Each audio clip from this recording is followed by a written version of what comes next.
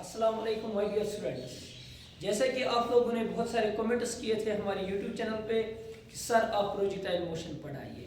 सिर्फ जो मैं आज प्रोजेक्टाइल मोशन यहाँ पे पढ़ाऊंगा ये सिर्फ और सिर्फ आपके बोर्ड के रिलेटेड होंगे और लास्ट पे मैं आपको ऐसी एक ट्रिक बताऊंगा जिससे आप इस पे कोई भी न्यूमेरिकल अगर पूछा जाएगा टाइम ऑफ फ्लाइट पे हो, रेंज ऑफ द प्रोजेक्टाइल पे हो या किसी भी चीज पे बेटा अगर आपको न्यूमेरिकल पूछा जाएगा मैं आपको सिर्फ एक ट्रिक बताऊंगा। उस ट्रिक से वो हर एक न्यूमेरिकल जो भी इससे पूछा जाएगा वो आप कर सकते हो। पहली बात। दूसरी बात, हर साल जो भी मैंने पिछले ईयर्स के पेपर्स देखे बेटा, जो काइनेमेटिक्स में उसमें जो ये है बेटा प्रोजेक्टाइल मोशन, इसमें अक्सर एक क्वेश्चन बेटा मिनिमम इससे 3 नंबर का क्वेश्चन पूछा जाता है। तो आइए इसको अच्छे से देखिए और मेरी एक रिक्वेस्ट है आप लोगों से कि इस वीडियो को आप लाइव देखने की कोशिश करना, ऑनलाइन देखने की कोशिश करना, क्योंकि हमें कुछ वॉच आवर्स पेंडिंग है चैनल को मोनेटाइज होने में। उसके लिए बेटा हमें कुछ वॉच आवर्स की जरूरत है। अगर आप ऑनलाइन ही देखोगे तो हमारे वो वॉच आवर्स पूरे हो जाएंगे। Thank you. तो चलिए स्टार्ट करते हैं। तो आज का जो हमारा टॉपिक बेटा रहेगा वो रहेगा मेरे बच्चों प्रोजेक्टाइल मोशन।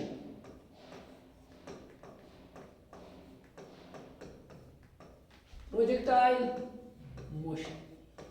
देखो बेटा हमारे पास मोशन 3 टाइप की होती हैं। एक तो मैंने बोला था 1D होती हैं जिसमें सिर्फ एक ही एक्सिस पे body moving along a straight line.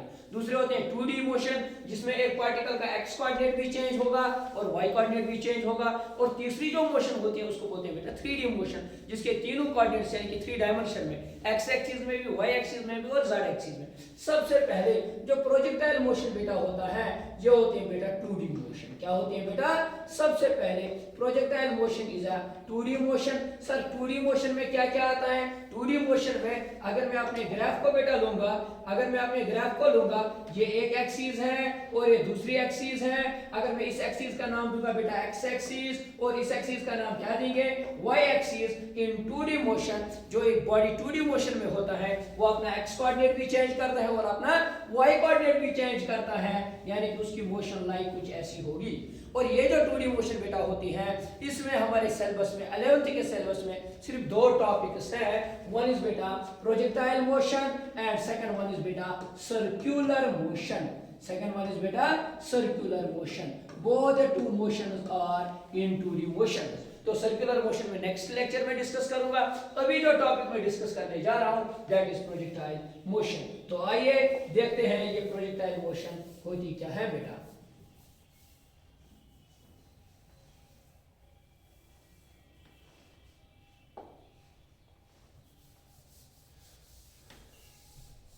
सबसे पहले प्रोजेक्टाइल मोशन 2D मोशन है, यानी कि इसमें x कोऑर्डिनेट भी चेंज होगा और y कोऑर्डिनेट भी चेंज होगा।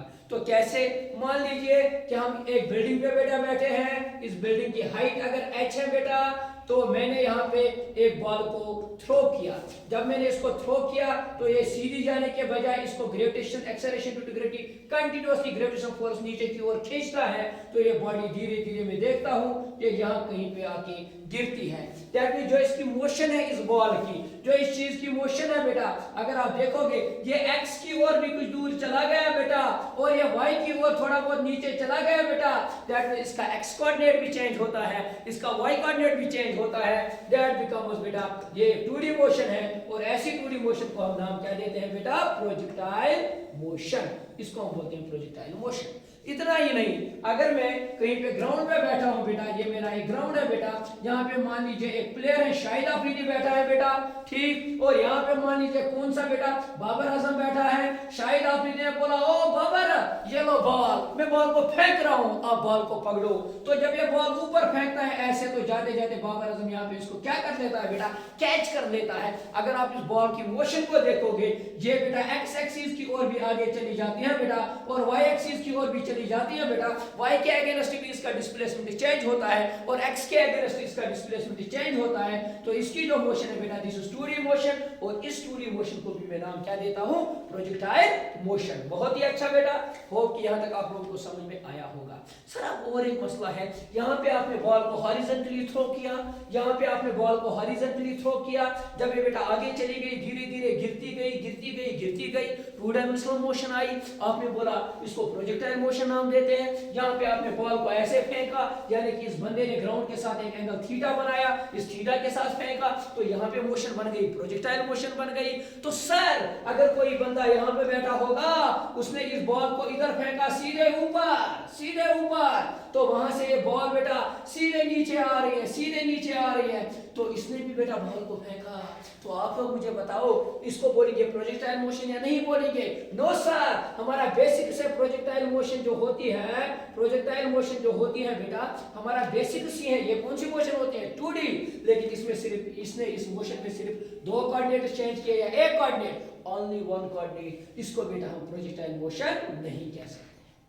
तो अब हम आएंगे प्रोजेक्टाइल मोशन की डेफिनेशन पे। प्रोजेक्टाइल मोशन वो मोशन बेटा होती है जिसमें हम एक बॉडी को थ्रो करेंगे, फेंकेंगे बेटा, फिर वो मूव करेगा under the effect of gravity, under the effect of gravity, under the effect of gravity, under the effect of gravity, under the effect of gravity. But whenever ball is thrown, it should be thrown other than vertical। यानी कि अगर मैंने इसको vertical में throw किया, ये सीधे वापस में आएगी, ये सिर्फ बनेगी 1D मोशन। लेकिन जब मैंने वर्टिकल के बाहर, चाहे मैं हॉरिजॉन्टली फेंकूं या किसी एंगल से फेंकूं, इन बोथ केसेस ये बन जाती है 2D मोशन, और ऐसी 2D मोशन को हम बोलते हैं प्रोजेक्टाइल मोशन। तो यहां तक प्रोजेक्टाइल मोशन की डेफिनेशन आप लोगों को समझ में आई होगी। whenever a body is thrown other than vertical, when a body is thrown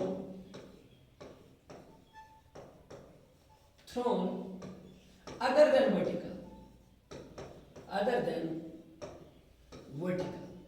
then the motion of that very body is known as projectile motion। ठीक है बेटा, अभी और भी बहुत सारी चीजें हैं। whenever a body is thrown and it will move under the effect of gravity, that motion is called a projectile motion। मुझे वहां उसके साथ कुछ नहीं है, तो यहाँ पे मुझे समझ में आया this is not projectile motion, this is projectile motion and this is again projectile motion। और ये वाली प्रोजेक्टाइल मोशन जो होगी बेटा, अच्छे से देखो, ये वाली पहली वाली प्रोजेक्टाइल जो मोशन होगी, इसकी जो मैंने इनिशियल मोशन दी, तो वो मैंने ऐसे बेटा फेंकी, ऐसे, इस डायरेक्शन को हम बोलते हैं हॉरिजॉन्टल मोशन। क्या बोलते हैं?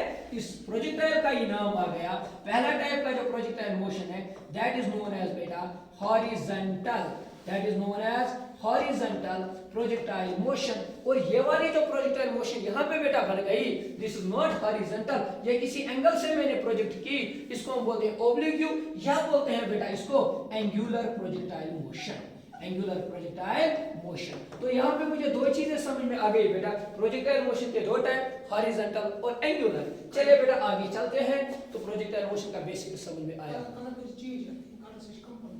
ठीक। तो चलिए आगे चलते हैं बेटा, यहाँ तक समझ में आया होगा। तो अब हमें धीरे धीरे एक एक करके हॉरिजॉन्टल भी पढ़ना है और एंगुलर भी पढ़ना है, ठीक है बेटा।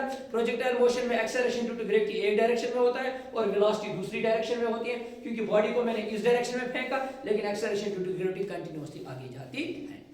चलिए पहला बेसिक समझा लेते हैं। चाहे बेटा हमारे पास हॉरिजॉन्टल की डेरिवेशंस आएगी या हमारे पास एंगुलर की डेरिवेशंस आएगी, इन बोथ केसेस आपका बेसिक्स क्लियर होना चाहिए।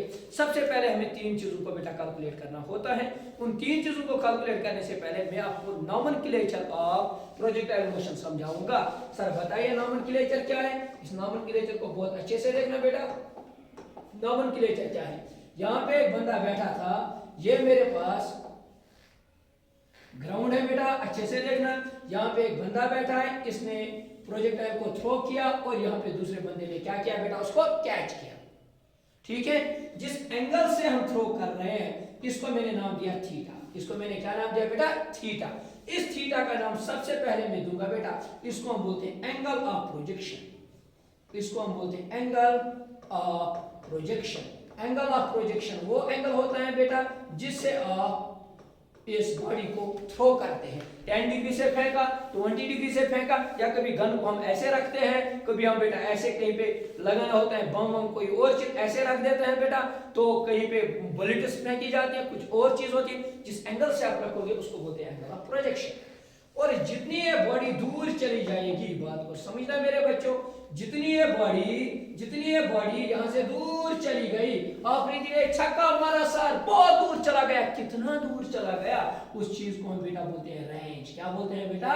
रेंज। रेंज मींस कितना दूर चला गया। 90 मीटर छक्का, 100 मीटर छक्का, that is known as range. और ये बेटा अच्छे से देखना मेरे बच्चों, और सर ये कितना ऊपर चला गया, ये कितना ऊपर चला गया बेटा, ये छक्का, इसकी हाइट कितनी होती है, उसको हम बोलते हैं बेटा मैक्सिमम हाइट। क्या बोलते हैं बेटा, हाइट मैक्सिमम या मैक्सिमम हाइट, ऐसे में लिखूंगा एच मैक्सिमम, उसको हम बोलते हैं। ठीक बेटा, हो गए तीन चीज, इसको बोलते हैं रेंज, इसको मैक्सिमम हाइट और इसको बोलते हैं एंगल ऑफ प्रोजेक्शन। और एक चीज आता है बेटा, जब मैंने इस बॉल को उठाया, मैंने इसको फेंका, ये बॉल चली चली चली चली चली, ये बिल्कुल हवा में है और यहाँ पे मैंने कैच पकड़ा, दूसरे प्लेयर ने कैच पकड़ा। जब तक ये बॉल बेटा हवा में थी, उस टाइम को बॉल उठी बेटा 1 second, 2 second, 3 second, 4 second, 5 second, 10 second, जितने टाइम के लिए ये बॉल हवा में बेटा थी, उस टाइम को हम बोलते हैं बेटा टाइम ऑफ फ्लाइट। क्या बोलते हैं बेटा, time of flight. Time of flight अगर आपको कोई भी बोलेगा,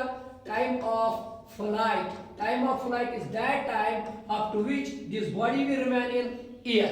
यहां से इस ग्राउंड से जितना टाइम लगेगा, इसको बोलते हैं टाइम ऑफ फ्लाइट। ठीक बेटा, तो और एक चीज, जो इसने पाथ फॉलो की, यहाँ पे बॉल निकली बेटा, बॉल चली बेटा, बॉल चली बेटा, इस बॉल ने एक पाथ को ट्रेस किया, इस बॉल ने एक पाथ को ट्रेस किया, ये जो पाथ को बेटा ट्रेस किया ना, इस पाथ को हम बोलते हैं ट्रेजेक्ट्री। क्या बोलते हैं बेटा, ट्रेजेक्ट्री। बात को समझना बेटा, ट्रेजेक्ट्री क्या होती है बेटा, trajectory is nothing, it is simply the path followed by the projectile. जो प्रोजेक्टाइल पाथ फॉलो करता है, चाहे बॉल होगी, दैट बिकम्स प्रोजेक्टाइल। बम फेंका, प्रोजेक्टाइल, किसी और चीज को फेंका, प्रोजेक्टाइल, जो उस प्रोजेक्टाइल ने पाथ को फॉलो किया, उसको बोलते हैं बेटा ट्रेजेक्ट्री। ठीक, तो हमारे बोर्ड में जो पूछा जाता है, या तो कभी कभी एंगुलर प्रोजेक्शन में मैक्सिमम हाइट होती है बेटा, लेकिन हॉरिजॉन्टल में मैक्सिमम हाइट नहीं होती बेटा। रेंज तो दोनों में होता है, चाहे आपके पास बेटा हॉरिजॉन्टल हो, हॉरिजॉन्टल प्रोजेक्टाइल मोशन हो, या एंगुलर प्रोजेक्टाइल मोशन हो,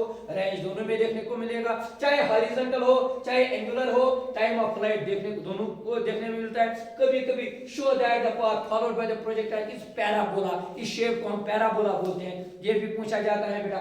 दैट मींस ये चीज हमें फाइंड करनी होती है, ये चीज हमें फाइंड करनी होती है, और ये चीज हमें फाइंड करनी होती है। ये दो चीजें हमें हर एक में कैलकुलेट करनी होती है, और ये वाली सिर्फ हमें एंगुलर में कैलकुलेट करनी होती है बेटा। ठीक, तो चलिए एक एक करके हम हर एक चीज को अब कैलकुलेट करते हैं, लेकिन इस नॉमेनक्लेचर को पहले अच्छे से देख लो।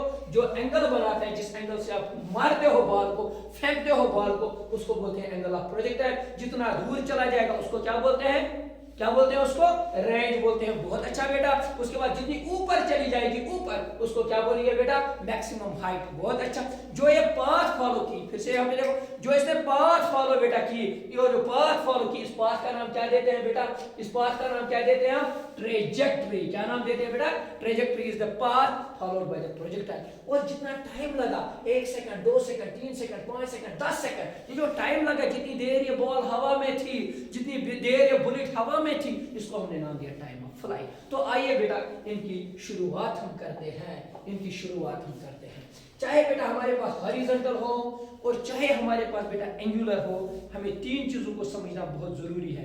जब वो तीन चीजें हमें समझ में आएंगे, तो हम हर एक डेरिवेशन को, हर एक इक्वेशन को डिराइव कर सकते हैं। तो चलिए स्टार्ट करते हैं। सबसे पहले मैं पढ़ूंगा बेटा एंगुलर, एंगुलर प्रोजेक्टाइल मोशन,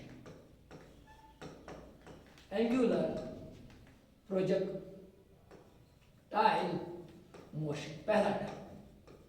ठीक बेटा, एंगुलर प्रोजेक्टाइल मोशन, सॉरी सबसे पहले एंगुलर से पहले हम स्टार्ट करेंगे बेटा हॉरिजॉन्टल प्रोजेक्टाइल मोशन, फिर हम जाएंगे बेटा एंगुलर पे।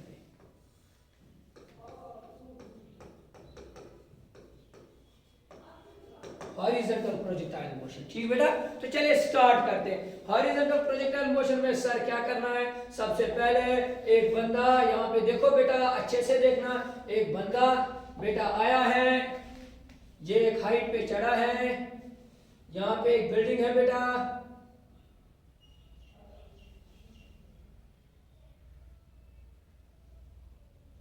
ठीक, ये एक बिल्डिंग है बेटा,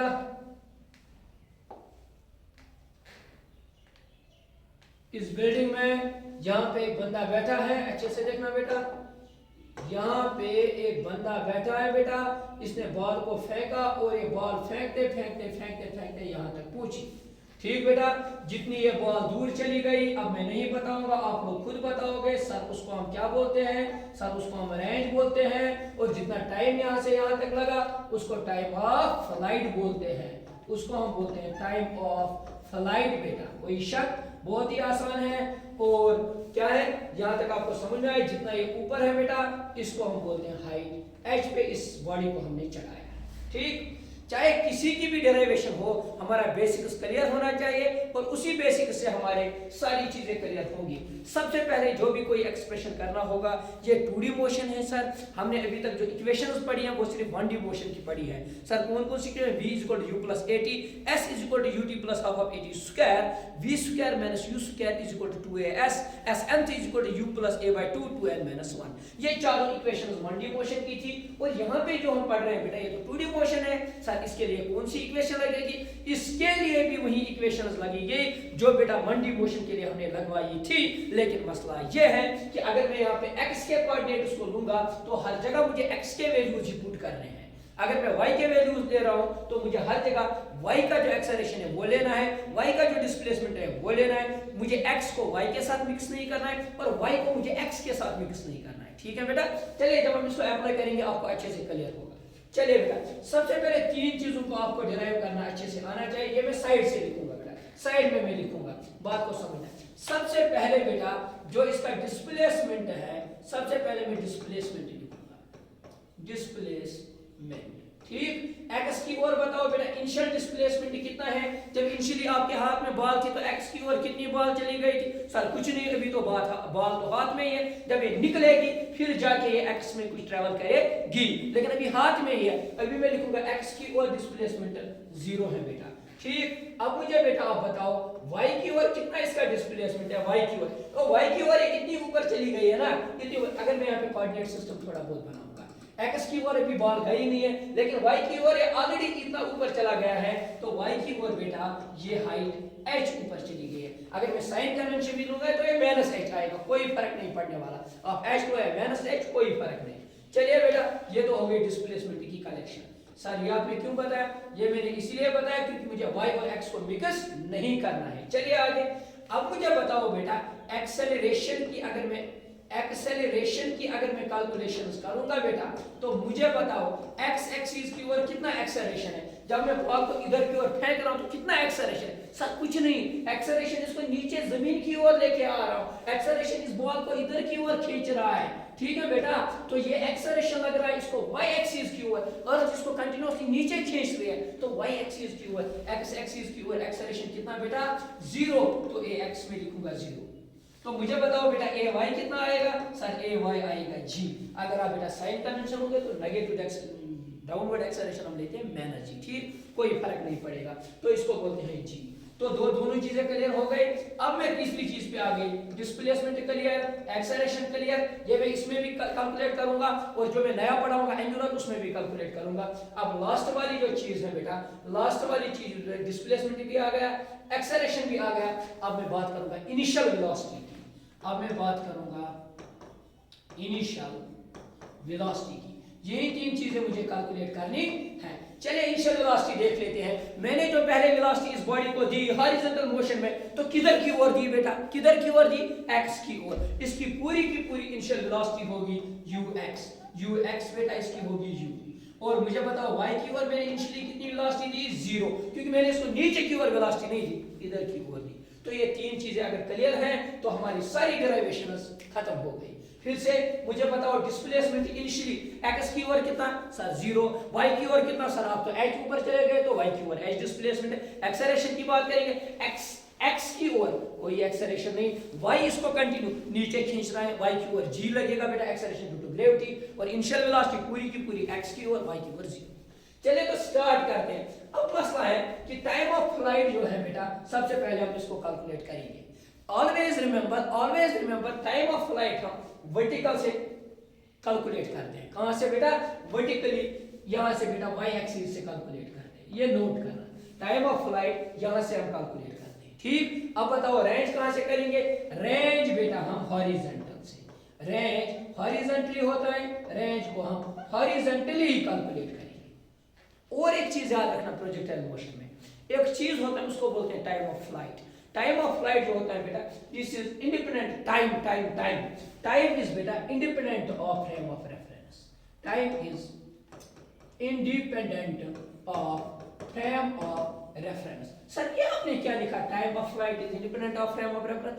इसका मतलब ये हुआ कि चाहे आप एक्स एक्सिस के और टाइम कैलकुलेट करो, चाहे आप y एक्सिस की और टाइम कैलकुलेट करो, आप y का वैल्यू x में टाइम का पुट कर सकते हो, टाइम का आप x का वैल्यू y में पुट कर सकते हो, लेकिन रेंज का और किसी चीज का आप कैलकुलेट पुट नहीं कर सकते हो, ठीक? क्योंकि टाइम चाहे ये 5 सेकंड x की ओर क्यों ना 5 मीटर चला गया, y की ओर क्यों ना ये आधा ही मीटर चला गया, displacement will be different, range will be different, height will be different, लेकिन चाहे ये 5 और 1 चला, लेकिन 5 सेकंड ये x की ओर चला, 5 सेकंड ये y की ओर चला। यहाँ पे कैलकुलेट करो, 7 सेकंड x की ओर, 7 सेकंड y की ओर। y की ओर डिस्प्लेसमेंट अलग हो सकता है, x की ओर डिस्प्लेसमेंट अलग हो सकता है, लेकिन बेटा जो इसका टाइम है वो दोनों साइड से सेम रहेगा, ठीक? चलो ये एक छोटा सा कॉन्सेप्ट था जो मैंने आप लोगों को बताया बेटा। तो चलिए अब मैं यहाँ पे आपको बता देता हूँ बेटा, सबसे पहली चीज जो अब हम कैलकुलेट करने जा रहे हैं बेटा, that is time of flight. Note down बेटा expression for time of flight, expression for time of flight. इसमें सिर्फ मैं आपको डेरिवेशंस दिखाऊंगा और इसके जो नोट्स हैं, डेफिनेशन है वो मैं आपको नोट्स में भेजूंगा, ठीक? चलिए बेटा सबसे पहले टाइम ऑफ फ्लाइट कहां से हम कैलकुलेट करते हैं, वर्टिकल से। तो किस वाले फार्मूला से? मैं लिखूंगा बेटा सिंपली यूजिंग कौन सी इक्वेशन बेटा, second equation of motion, using, बोलो बेटा s is equal to ut plus half of at square, this is second equation of motion. मैंने यूज की तो टाइम ऑफ फ्लाइट आएगा। बोलो बेटा मुझे कहां से टाइम ऑफ फ्लाइट निकालना है, वर्टिकल से। तो यहाँ पे मैं बेटा लिख सकता हूँ, जरा मुझे जवाब दो, मैं लिख सकता हूँ displacement along y axis, initial velocity भी y, टाइम भी y, a भी y और टाइम भी y। टाइम को मैं y लिखूं या ना लिखूं, मैंने ऊपर ही लिखा time of flight is independent of frame of reference, ठीक है बेटा? तो यहाँ पे देखो sy मुझे यहाँ पे इस चार्ट में से लिखा हो, sy कितना है, displacement along y sir h है, तो मैं यहाँ पे लिखूंगा सर डिस्प्लेसमेंट अलोंग h है बेटा। यहाँ पे भी आप देख सकते हो बेटा h है। तो मुझे बताओ इनिशियल वेलोसिटी y की ओर कितनी है बेटा, इनिशियल वेलोसिटी y की ओर कितनी है बेटा, 0 है सर। तो मैं लिखूंगा 0 इंटू लिख सकता हूँ t प्लस आएगा बेटा हाफ, ऐसे ही एक्सेलरेशन कितना है y की ओर बेटा, सर वो तो g है, और टाइम का स्क्वायर ऐसे ही t स्क्वायर में लिखूंगा। तो ये बचेगा बेटा h is equal to 0 into t 0t, ये बचेगा half of g t square. बहुत ही ज्यादा आसान है, बहुत ही ज्यादा आसान है मेरे बच्चा, बहुत ही ज्यादा आसान है, ठीक? अब देखो बेटा, तो यहाँ पे क्या 2 को इधर ले आओ, ये बचेगा 2h, क्योंकि 2 मल्टीप्लाई हो जाएगा, g डिवाइड बाय हो जाएगा, ये बनेगा बेटा t स्क्वायर। तो t किसके बराबर आएगा, इसको रब में कर देता हूं,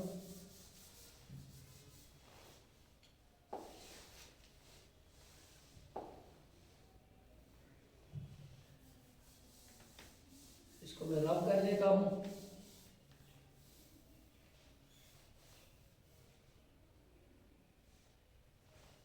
तो यहाँ पे टाइम ऑफ फ्लाइट का फॉर्मूला है t is equal to under root, क्योंकि इसका स्क्वायर मैं कैंसिल करता हूँ, under root of 2h divided by g।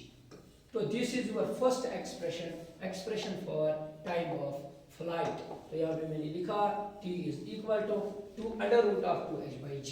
तो देखो जो जो चीजें यहाँ इक्वेशन में है टाइम ऑफ फ्लाइट, उन्हीं चीजों पे क्या करता है बेटा, डिपेंड करता है। तो लिखूंगा time of flight depends, time of flight only and only depends upon, बोलो बेटा, depends upon height of the projection। बाकी इस इक्वेशन में कुछ भी नहीं आया, g आया, g स्मॉलर हाइट इसके लिए बराबर रहता है, जब हम हाइट को वेरी करेंगे तब जाके चेंज होगा बेटा। तो ये सिर्फ और सिर्फ डिपेंड करता है हाइट पे, and it is independent of, ये डिपेंड नहीं करता है जो जो चीज बेटा इक्वेशन में नहीं है, क्या क्या नहीं है बेटा, it is independent of range, क्योंकि रेंज इसमें है ही नहीं कहीं पे। इट इज इंडिपेंडेंट ऑफ, बेटा बोलो, इट इज इंडिपेंडेंट ऑफ, बोलो बेटा क्या है बेटा, इनिशियल वेलोसिटी। ये इनिशियल वेलोसिटी पे भी डिपेंड नहीं करती है। होप कि आप लोगों को पहला एक्सप्रेशन समझ में आया होगा। चलिए बेटा आप दूसरे एक्सप्रेशन को देख लेते हैं। दूसरे एक्सप्रेशन को देख लेते हैं। सर आपने ये किसी हाइट पे एज पे रखा था, आपने किसी को थ्रो किया, जितना दूर चला गया उसको हम बोलते हैं रेंज। क्या बोलते हैं बेटा, रेंज। तो जितना टाइम इसको यहाँ से यहाँ तक लगा उस टाइम का फार्मूला मैंने निकाला अभी, t is equal to under root of 2h divided by g। फिर से रिपीट करते हैं, t का फार्मूला क्या है बेटा, t का फार्मूला क्या आया, under root of 2h divided by g। चलिए बेटा आगे चलते हैं। अब मुझे कौन सा फार्मूला कैलकुलेट करना है, रेंज। रेंज कहाँ से, हॉरिजॉन्टल से। तो मैं लिखूंगा बेटा, वी नो दैट डिस्प्लेसमेंट या वेलोसिटी यूजिंग, वेलोसिटी किसके बराबर होता है बेटा, डिस्प्लेसमेंट डिवाइडेड बाय टाइम। अगर मैं बेटा बात करूंगा मुझे x एक्सिस की ओर, मैं लिखूंगा vx is equal to xx divided by t। t क्यों नहीं आपने x की ओर लिखा, क्योंकि मुझे हर एक चीज x की ओर अगर मैं ये फार्मूला दूं x के ही पैरामीटर्स लेने हैं। अगर मैं y की ओर दूंगा तो y के पैरामीटर्स ही निकालने हैं। बोलो बेटा ux कितना है, मुझे बताओ बेटा।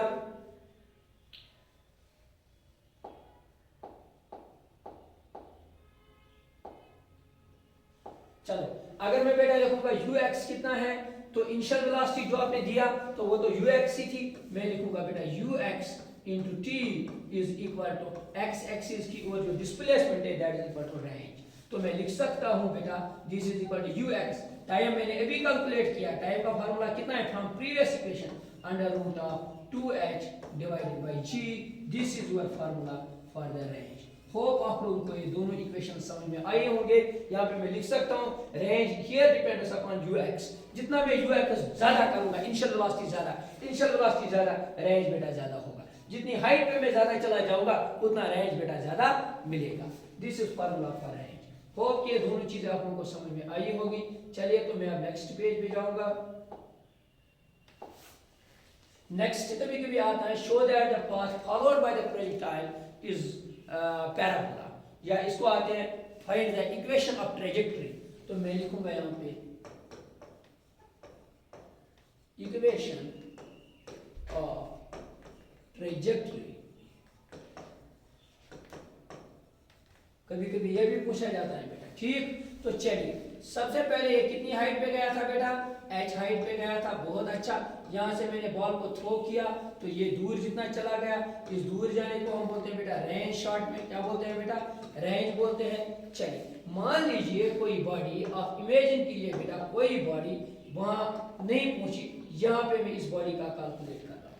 सर y की ओर ये नीचे चली गई है, सर कितना नीचे चली गई है, y नीचे चली गई। सर x की ओर भी ये दूर चली गई, कितना बेटा दूर चली गई, x की ओर, x दूर चली गई, ठीक। तो चलिए बेटा इसको मैं मान लेता हूँ x कोऑर्डिनेट और y कोऑर्डिनेट। इसका मतलब x की ओर ये x चली गई और y की ओर ये y चली गई। चलिए तो ठीक है, अब मैं कैलकुलेट कर रहा हूँ इक्वेशन ऑफ ट्रेजेक्टरी, ठीक। इक्वेशन ऑफ ट्रेजेक्टरी कैसे कैलकुलेट करेंगे, x की ओर जो वेरिएबल्स वो x की ओर रहेंगे और y की ओर जो वेरिएबल वो y वाली इक्वेशन में चले जाएंगे। तो स्टार्ट करते हैं बेटा। यहाँ पे मैं लिखूंगा ux इज इक्वल टू बेटा displacement, displacement divided by time, लेकिन x की ओर और x की ओर, ठीक। तो चलिए बेटा ux कितना है, ux ही है सर।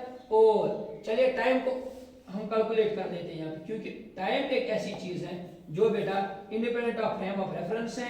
मैं पहली इक्वेशन में से टाइम को कैलकुलेट करूंगा, फिर दूसरी इक्वेशन में उसका वैल्यू पुट करूंगा। तो मैं लिख सकता हूं बेटा t is equal to ux x के बराबर है और इनिशियल वेलोसिटी बेटा ux के बराबर है। Simply by using the formula of velocity I can calculate t is equal to x divided by u। अब मैं आऊंगा बेटा y की ओर, मैं लिखूंगा बेटा for y axis, for y axis या for y coordinate, for y coordinate s is equal using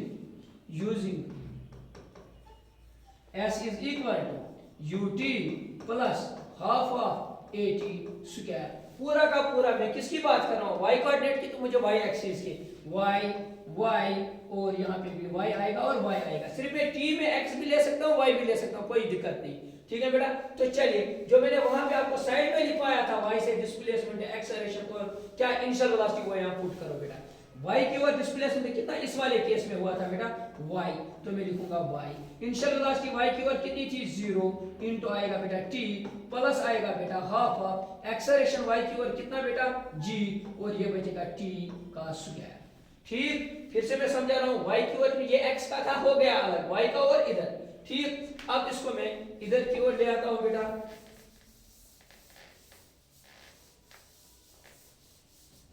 चलिए अब मैं यहां पे लिख सकता हूं बेटा y is equal to u into t बन गया 0 इंटू टी बन गया 0, ये बनेगा half of g t square. Put the value of equation first in equation second, this is equation second. t का वैल्यू यहां पे पुट करो बेटा, तो मैं लिख सकता हूं y is equal to half of g और t की जगह क्या लिखूंगा x डिवाइडेड बाय ux, लेकिन इसका भी स्क्वायर इसका भी बेटा स्क्वायर। ठीक, तो आप मुझे बताओ y जो होता है बेटा हाफ क्या है मेरे पास, हाफ क्या है मेरे पास मेरे बच्चों, जल्दी से बोलो। Half is constant, g is constant और इनिशियल वेलोसिटी आपने एक बार दे दी तो दे दी, ये भी कांस्टेंट, तो वहां पे सिर्फ बन गया x स्क्वायर। तो लिखने का तरीका y is equal to some constant into x का स्क्वायर, तो y is equal to some constant into x का स्क्वायर। तो यहीं पे मैं लिख सकता हूं बेटा this is equation of a body, this is equation of project parabola, this is equation of parabola। ठीक बेटा, दिस इक्वेशन ऑफ पैराबोला। कभी कभी ये पूछा जाता है show that the path followed by the projectile is parabola, या show that the path followed by the projectile is parabola, या तो ये बेटा, या तो कभी कभी आता है इक्वेशन ऑफ ट्रेजेक्टरी। चाहे आप ये लिखो चाहे वो आएगा क्वेश्चन, आंसर आपका सेम रहेगा। होप यहां तक आप लोगों को समझ में आया होगा। तो चलिए अब हम आगे चलते हैं। अब हम पढ़ेंगे बेटा angular projectile motion. Angular projectile motion. देखो बेटा एंगुलर प्रोजेक्टाइल मोशन, जैसे मैंने हॉरिजॉन्टल प्रोजेक्टाइल मोशन के लिए कैलकुलेशन की, वैसे ही मैं इक्वेशंस के लिए एंगुलर प्रोजेक्टाइल मोशन में भी कैलकुलेशन करूंगा। तो चलिए स्टार्ट करते हैं मेरे बच्चों। सबसे पहले ये जो मेरे पास मोशन है, तो मुझे सारे बताएंगे एक ही आवाज में, ये कौन सी मोशन है बेटा, ये है मेरे पास प्रोजेक्टाइल मोशन। लेकिन कौन सी प्रोजेक्टाइल मोशन बेटा, एंगुलर, क्योंकि इसने एंगल कितना बनाया थीटा।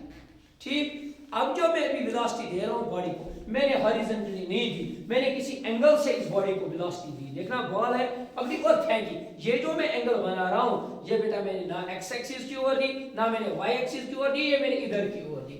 जब मैंने इधर की ओर ये वेलोसिटी दी, इसका नाम मैं दूंगा u। इसका नाम क्या दूंगा, u। अब मुझे बताओ इसका कोऑर्डिनेट जो यहाँ की ओर होगा वो बनेगा u cos थीटा। जब मैं इसको रिजॉल्व करूंगा, क्यों, क्योंकि थीटा जिसके साथ बनाता है वो होता है u cos थीटा, और जिसके साथ थीटा नहीं वो है बेटा u sin थीटा। बस अगर आपको इतना समझ में आ गया तो एंगुलर प्रोजेक्टाइल मोशन की भी खेल खत्म। फिर से समझा रहा हूं, अगर ऐसे कोई वेलोसिटी u है तो यह में x coordinate, this is x coordinate, this is y coordinate. अब मुझे देखना है ये थीटा किसके साथ बनाएगा। यहाँ पे सिंपल है बेटा, थीटा x की ओर बना रहा है तो ये वाला कंपोनेंट बनेगा u cos ऑफ थीटा, और इसके साथ थीटा नहीं है, ये बनेगा u sin थीटा। ठीक बेटा, जिसने रेजोल्यूशन ऑफ वेक्टर्स पढ़ा होगा उसको क्लियर होगा, जिसको नहीं वो सिंपली इतना याद रखेगा, x की ओर u cos थीटा और y की ओर u sin थीटा। तो चलिए बेटा स्टार्ट करते हैं इसकी कैलकुलेशन। ठीक है, चलिए बेटा लिख देते हैं यहाँ पे फिर से वही तीन चीजें। बताओ क्या क्या सर। सबसे पहले डिस्प्लेसमेंट, बोलो x की ओर कितना डिस्प्लेसमेंट है बेटा इसका। पहले x की ओर कितना दूर चला गया बेटा, सर ये तो रेंज दूर चला गया, r दूर चला गया, तो मैं लिखूंगा x की ओर बेटा इसका डिस्प्लेसमेंट r। ठीक, तो बताइए y की ओर कितना डिस्प्लेसमेंट है बेटा।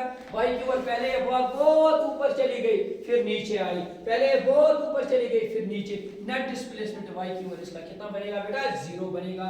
ठीक है। तो एक्सेलरेशन x की ओर कितना बेटा ऑलवेज 0 और y की ओर कितना डिस्प्लेसमेंट एक्सेलरेशन बेटा वो तो बनेगा g। तो अब लास्ट एक्सप्रेशन मुझे बताओ बेटा, मुझे लास्ट एक्सप्रेशन बताओ क्या इनिशियल वेलोसिटी बेटा x की ओर कितनी बेटा u cos ऑफ थीटा जैसे कि लिखा है।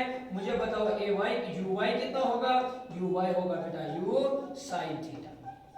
देखो y की ओर जो वेलोसिटी u sin थीटा और x एक्सिस की ओर u cos। चलिए स्टार्ट करते हैं। सबसे पहले टाइम ऑफ फ्लाइट तो लिख देते हैं बेटा टाइम ऑफ फ्लाइट किसे डिनोट करते हैं, t से डिनोट करते हैं। तो चलिए टाइम ऑफ फ्लाइट को कैलकुलेट करते हैं। कहां से निकालते हैं, पहले मैंने बताया टाइम ऑफ वर्टिकल से, तो मैं लिखूंगा यूजिंग बेटा बोलो बोलो s is equal to ut plus half of 80 square. तो कहां की y y y y और y, ठीक। डिस्प्लेसमेंट अलोंग y बताओ कितना बेटा, डिस्प्लेसमेंट अलोंग y कितना है बेटा सर 0 है। इनिशियल वेलोसिटी अलोंग y कितनी है बेटा u sin थीटा है। यहां पे देखो इस चार्ट को देखो अच्छे से, u sin थीटा और टाइम तो मुझे कैलकुलेट करना है प्लस हाफ ऑफ g और t का स्क्वायर। तो इन दोनों में हम t को कॉमन निकालेंगे। 0 is equal to u sorry ये थीटा है यहाँ पे u sin थीटा और plus half of g and only t और एक t को मैंने इन दोनों में कॉमन निकाला, इसमें भी t इसमें भी t। अब इस t को इधर ले आओ, ये 0 को डिवाइड हो जाएगा तो ये 0 बन जाएगा और एक क्वांटिटी को आप एक इक्वेशन को आप इधर ले आओ बेटा, चाहे आप इस वाली। हाँ यहाँ पे एक चीज मैं आपको कहना भूल गई, एक्सेलरेशन माइनस जी हम लेते हैं नेगेटिव की ओर, तो मैं इसको यहाँ पे माइनस जी ले सकता हूँ, ठीक। तो ये बनेगा यहाँ पे minus theta minus half of G T square, ठीक। ये माइनस नीचे डाउनवर्ड एक्सेलरेशन माइनस जी, ठीक। चलिए बेटा t को इधर ये 0, अब ये बचा बेटा 0 is equal to u sin theta और बचेगा माइनस हाफ ऑफ g एंड t, ठीक। माइनस हाफ ऑफ gt को इधर ले आओ, माइनस हाफ ऑफ gt को इधर ले आओ, ये बनेगा plus half of gt is equal to u sin of theta. बहुत आसान। तो t का वैल्यू बताओ मुझे, t टाइम ऑफ फ्लाइट ही मुझे कैलकुलेट करना है, तो t का वैल्यू आएगा बेटा 2u sin of theta divided by g। This is your equation, this is your formula for time of flight. लेकिन ये एंगुलर प्रोजेक्टाइल मोशन के लिए, हॉरिजॉन्टल के लिए टाइम ऑफ फ्लाइट का फार्मूला बेटा under root of 2h divided by g। वहां पे पहले देखना ये हॉरिजॉन्टल की बात कर रहे हैं एंगुलर की, एंगुलर में ये और हॉरिजॉन्टल में वो, और इसको आप नोट करो बेटा। तब तक मैं देख लेता हूं वीडियो चल भी रही है या बंद हो गई। चलो बेटा बहुत अच्छे से आ रहा है, बहुत क्रिस्टल क्लियर दिख रहा है बेटा, बहुत अच्छा। चलिए तो आगे चलते हैं बेटा, ठीक है।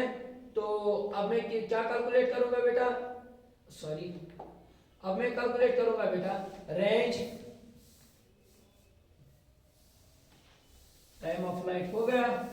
रेंज कहां से, जल्दी से बोलो बेटा, रेंज कहां से, जवाब ही नहीं आ रहा बेटा। रेंज तो हॉरिजॉन्टल से, जैसे वहां वैसे यहां भी, तो मैं लिखूंगा रेंज का फार्मूला बेटा, रेंज का फार्मूला एक्स एक्सिस की ओर देंगे, ठीक है। रेंज को maximum horizontal distance up to which this can move this projectile, ठीक। तो बताओ बेटा क्या लिखूंगा, we know that velocity is equal to displacement divided by time, लेकिन x, ठीक।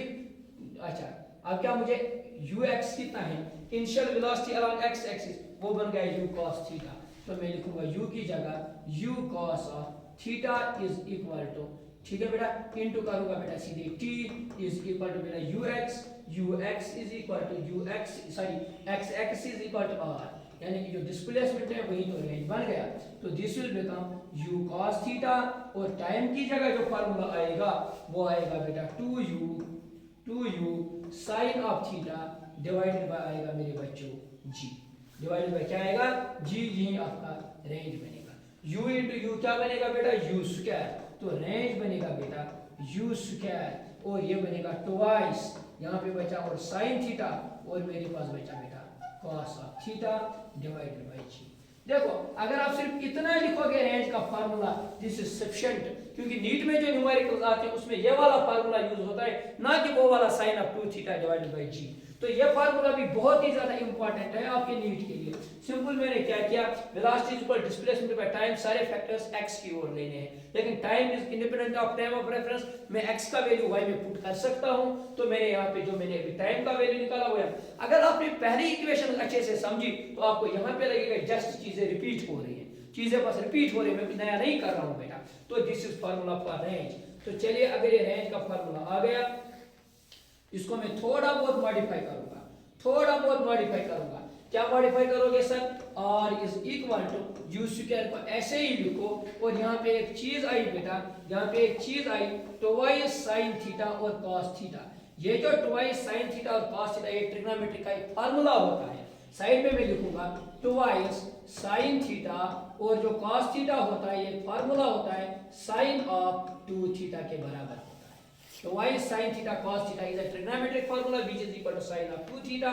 तो इसकी जगह मैं लिख सकता हूं बेटा, आप देख सकते हो, इसकी जगह मैं यहाँ पे लिखूंगा sin of 2 theta divided by g। आप वो वाला फार्मूला लिखो या ये वाला फार्मूला लिखो, both are equations for range. अब आप खुद देखोगे इक्वेशन में इनिशियल वेलोसिटी है, range depends upon initial velocity, range depends upon theta angle of projection, और इसमें और कोई चीज है नहीं बेटा, तो उसमें हम नहीं लिख सकते। टाइम ऑफ फ्लाइट पे आ जाओ बेटा, इनिशियल वेलोसिटी पे सिर्फ डिपेंड करते हैं और एंगल ऑफ प्रोजेक्शन पे डिपेंड करते हैं, ठीक, जो जो चीजें इक्वेशन में आएंगी, ठीक। तो अब कभी कभी आता है what should be the angle for the maximum projection. ये तो रेंज का फार्मूला है, what should be the angle for maximum range, यानी कि हमें किस एंगल से रखना है एक बॉडी को ताकि बॉडी बहुत दूर चली जाए, ताकि बॉडी बहुत दूर चले जाए, वो एंगल कितना होगा, कभी कभी उस पे क्वेश्चन पूछा जाता है। देखो इनिशियल वेलोसिटी का मैंने कुछ वैल्यू दिया एक बार तो चला गया वो, ठीक, और g तो कांस्टेंट है, दैट मींस अब मुझे इस थीटा को कैलकुलेट करना है। देखो साइन का मैक्सिमम वैल्यू कितना होता है मेरे बच्चा, 1 होता है सर। जब इस साइन थीटा का वैल्यू मैक्सिमम होगा, साइन थीटा का वैल्यू मैक्सिमम होगा, तभी बेटा मेरा रेंज भी क्या होगा, मैक्सिमम। तो यहाँ पे मैं थोड़ा बहुत इसको लिख देता हूं, ये तो आ गई रेंज की कैलकुलेशन। तो यहां पे मैं लिखूंगा बेटा, बात को समझना बेटा, फॉर और maximum sine theta should be equal to, sine theta should be equal to 1। लेकिन यहाँ पे साइन थीटा नहीं है क्योंकि इसका वैल्यू मैक्सिमम कितना होता है, 1, तो ये वैल्यू मैक्सिमम होना चाहिए। यहाँ पे साइन थीटा नहीं है, यहाँ पे साइन ऑफ 2 थीटा, ठीक। अब देखो बेटा साइन को इधर ले आओ, this will become 2 theta is equal to, ये बनेगा साइन को जब हम इक्वल टू इधर ले आए थे, ये बनता है साइन इनवर्स 1। साइन का वैल्यू किस एंगल पे 1 होता है, किस एंगल पे 1 होता है सर, 90 डिग्री पे होता है। तो मैं लिख सकता हूं theta 2 theta is equal to बेटा 90 डिग्री, क्योंकि साइन इनवर्स 1 होता है 90 डिग्री, ठीक। साइन का वैल्यू कब 1 होता है, 90 डिग्री। तो थीटा बनेगा बेटा 90 डिग्री डिवाइडेड बाय 2, 2 1 हजार 2 45 हजार, that means theta is equal to 45 degree. That means जो ये 45 डिग्री आप पे होता है, इस पे एंगल ऑफ प्रोजेक्शन, इसमें रेंज सबसे ज्यादा होता है। इसलिए अगर आपने देखा होगा जब टीयर गैस शेलिंग होती है, या किसी को बेटा कोई ग्रेनेड फेंकना होता है, या किसी को बेटा कोई और चीज लगाना होता है, स्मोक शल या कोई और शल, वो अपने गन को थोड़ा ऐसे नहीं रखता है, थोड़ा बहुत एंगल बनाता है। वो जो एंगल होता है that is always equal to 45 degree. आपने देखा होगा कोहली कभी कभी छक्का मारता है, जब वो बेटा छक्का मारता है तो वो आगे चला जाता है, वो एक एंगल बैट को बनाता है, वो जो एंगल बैट को बनाता है that is equal to 45 degree, क्योंकि 45 डिग्री पे रेंज हमारा बहुत ही ज्यादा होता है, ठीक बेटा। अब हमें इसमें सिर्फ 2 डेरिवेशन और रह गई, उनको मैं दिखा देता हूं बेटा। चलिए आगे, 10 मिनट चलिए बेटा। तो और एक चीज मैं दिखा देता हूं आपको, इस एंगुलर प्रोजेक्टाइल मोशन, इसमें और एक कैलकुलेशन हमें करनी होती है, that is known as maximum height, ठीक। मैक्सिमम हाइट पे अगर मैं इस हाफ पोर्शन को यहाँ पे बंद करूंगा, बात को समझना, इस हाफ पोर्शन को अगर मैं हटाऊंगा बेटा, ये वैसे ही मोशन आ गई जैसे हॉरिजॉन्टल मोशन आ गई। यहाँ पे कैसे पूरी मोशन कैसे है, पूरी वेलोसिटी कैसे है, हॉरिजॉन्टल। तो ऐसे में कह सकता हूं बेटा, जो टॉप पोर्शन होता है वहां पे पूरी की पूरी वेलोसिटी ux होती है, और uy की जो वेलोसिटी y होती है वो 0 होती है। टॉप पोर्शन पे y एक्सिस की ओर कोई भी वेलोसिटी नहीं होती, अगर होगी तो ये फिर थोड़ा और ऊपर चला जाता है। इस बॉडी को जब इधर की ओर भी खींचेगा, इधर की ओर, तो ये बीच में जाएगा। जब टॉप पे भी कोई इधर खींचेगा, कोई इधर, ये फिर और ऊपर चली जाएगी, लेकिन नहीं जाती है, दैट इज व्हाई इसको सारी की सारी वेलोसिटी ux होती है, ठीक। तो चलिए अब मुझे निकालना है यहाँ पे y एक्सिस की ओर कितनी थी, u साइन थीटा, और यहाँ की ओर कितनी थी u sine theta, u cos theta, और इसका एंगल कितना था थीटा। तो अब मुझे क्या कैलकुलेट करना है बेटा, जरा बताओ। अब मुझे कैलकुलेट करना है मैक्सिमम हाइट। तो मैं ऐसे लिखूंगा for maximum height, for maximum height using, कौन सी इक्वेशन यूज करोगे बेटा, v square minus u square is equal to 2as। ठीक बेटा, बहुत ही आसान फार्मूला है। चलिए बेटा, अब मुझे बताओ कहां से मैक्सिमम हाइट हम कैलकुलेट करेंगे। सिर्फ हम कैलकुलेट करेंगे बेटा y एक्सिस की ओर। चलिए, तो इसको लिखूंगा y, सर इसको भी y, इसको भी y, इसको भी y। चलिए बेटा, बताओ u y कितनी है फाइनल वेलोसिटी, यहां से यहां तक देखो, a टू b देखो बेटा, a टू b में कैलकुलेट करूंगा।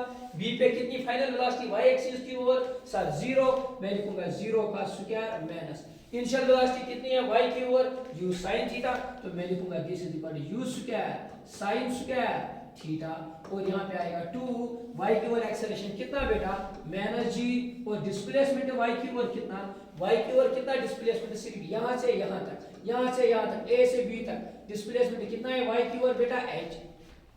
ठीक, तो चलिए बेटा, ये बनेगा minus u square sin square theta is equal to minus 2gh, और माइनस माइनस क्या हो जाएगा कैंसल, मुझे इस h को कैलकुलेट करना है।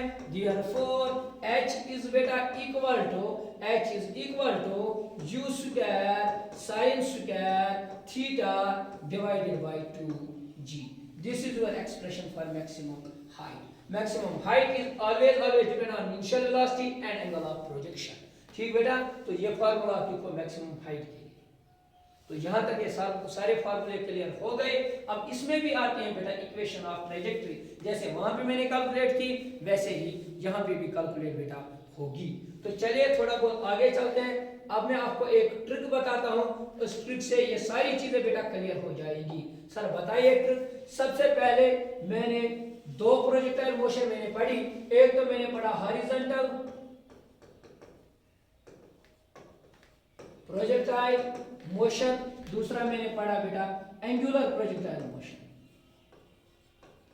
Angular projectile motion. तो हॉरिजॉन्टल के लिए टी कितना आया था बेटा, under root of 2h divided by g, और आया था इसको सिर्फ रेंज को डिस्प्लेसमेंट होता है velocity into time, velocity ux था और टाइम ऊपर गिवन है बेटा 2h डिवाइडेड बाय g। खेल खत्म। अब यहाँ पे आइए, यहाँ पे हम लिखेंगे बेटा टाइम ऑफ असेंट या टाइम ऑफ डिसेंट जब हम कैलकुलेट करते हैं। मैं यहाँ नहीं लिखूंगा, जरूरत नहीं है बोर्ड के लिए, तो मैं यहाँ पे लिखूंगा जो मेरे पास टाइम ऑफ फ्लाइट आया था बेटा, वो आया था u sine of theta divided by g, u square sine square theta divided by g।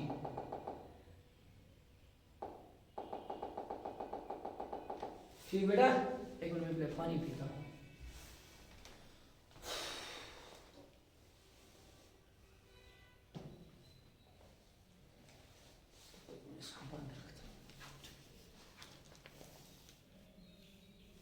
इसको पास का ऑप्शन ही नहीं है। चलिए बेटा, टाइम का इसमें आपको एंगुलर प्रोजेक्टाइल मोशन जो है बेटा, यहाँ पे जल्दी से मैं दिखाऊंगा। एंगुलर प्रोजेक्टाइल मोशन में आप एक चीज याद रखो बेटा, that is known as torrent, TORCH। ठीक है बेटा, टॉरेंट ऑफ याद रखो। इसका मतलब क्या हुआ, टॉरेंट में सबसे पहले हम टाइम ऑफ फ्लाइट को कैलकुलेट करेंगे, फिर रेंज को कैलकुलेट करेंगे, फिर मैक्सिमम हाइट को कैलकुलेट करेंगे। Torrent, time of flight, range और मैक्सिमम हाइट। टॉरेंट में क्या लिखोगे बेटा, टी का फार्मूला आपको याद रखना है जो हमने अभी डिराइव किया, u square sign of theta divided by g। This is formula for what बेटा, किसका फार्मूला है बेटा, टाइम पे। अब रेंज, इस स्क्वायर को आप आगे शिफ्ट करो बेटा, इसको आप आगे शिफ्ट करो। ठीक बेटा, तो ये बनेगा t is equal to u square sine, u square ऐसे और इसको आगे लेके आओ, ये बनेगा साइन ऑफ, ये जब 2 आगे चला जाएगा ये बनेगा 2 थीटा, नहीं सॉरी, टाइम ऑफ फ्लाइट का फार्मूला बताओ।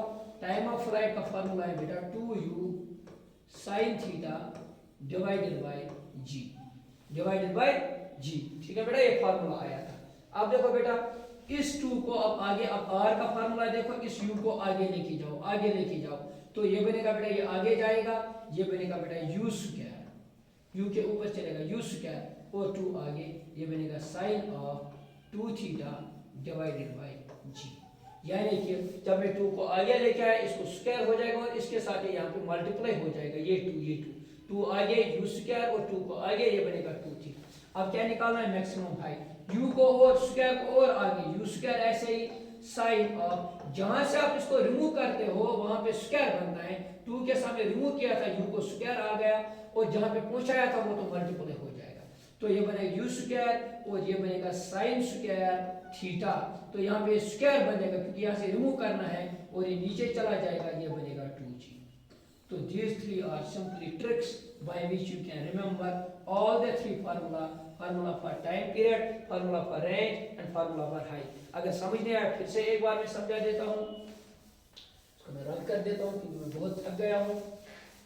ये मेरे आज दिन का तकरीबन 8वां लेक्चर है। तो मैं लिखूंगा टाइम पीरियड का फार्मूला होता है 2u sin theta divided by g। आप कंसीडर करो यहाँ पे 3 टर्म्स हैं, कितनी टर्म्स है बेटा, 3, एक तो u है, एक तो sin थीटा है और एक तो g है।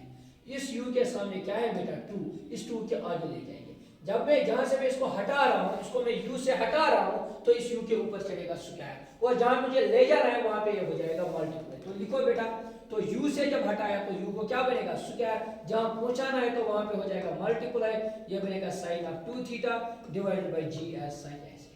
अब मुझे बताओ रेंज का फार्मूला, टारिच है, t तो आ गया, अब तो r है, u स्क्वायर ऐसे ही बेटा, इस 2 को हटाना है, जहां से u को हटाना है बेटा वहां पे स्क्वायर आएगा और जहां पहुंचाना है वहां पे हो जाएगा बेटा मल्टीप्लाई। तो ऐसे आप ये तीनों फार्मूले एक ट्रिक के साथ याद रख सकते हो बेटा। कल इंशाल्लाह मैं इस पे आपको छोटे छोटे न्यूमेरिकल्स दिखाऊंगा जो आपके बोर्ड पे आते हैं। इसमें मैंने इंटरेस्ट की कोई भी बात नहीं की, मैंने कोई भी चीज़ एक्स्ट्रा नहीं पढ़ाई, मैंने सिंपली आपको जो बोर्ड में इक्वेशंस पूछी जाती हैं, जिनकी डेरिवेशंस पूछी जाती हैं, बस वही डेरिवेशंस मैंने यहाँ पे बेटा कैलकुलेट की। बाकी अस्सलाम वालेकुम।